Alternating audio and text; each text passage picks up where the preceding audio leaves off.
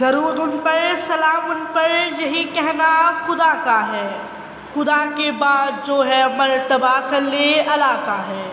وہی سردار عالم ہے، وہی غمخوار امت، وہی تو حشر کے میدان میں سب کی شفاعت ہے۔ جناب صدر، محترم اساتذہ کرام اور میرے عزیز ساتھیوں، آج جس موضوع پر لب کشائی کا موقع دیا گیا ہے وہ ہے میرے آقا دو جہاں نبی کریم صلی اللہ علیہ وآلہ وسلم کی سیرت مبارکہ۔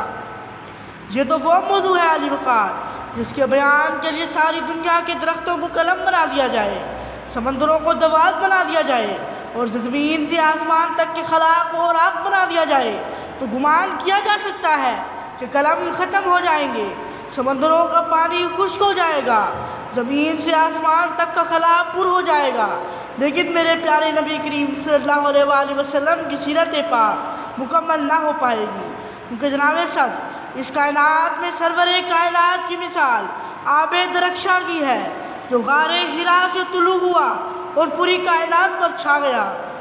آپ کے ظہور نے کفر و ضلالت کی تاریکی کو نور سعادت میں تبدیل کر دیا۔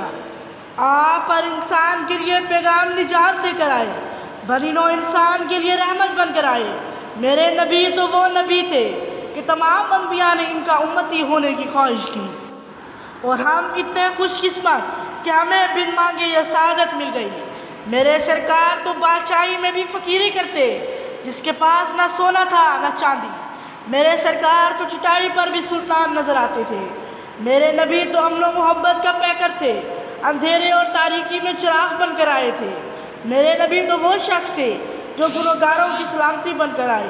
میرے نبی تو وہ شخص تھے جن کے دم سے دنیا کے کونے میں اجالا پھیلا۔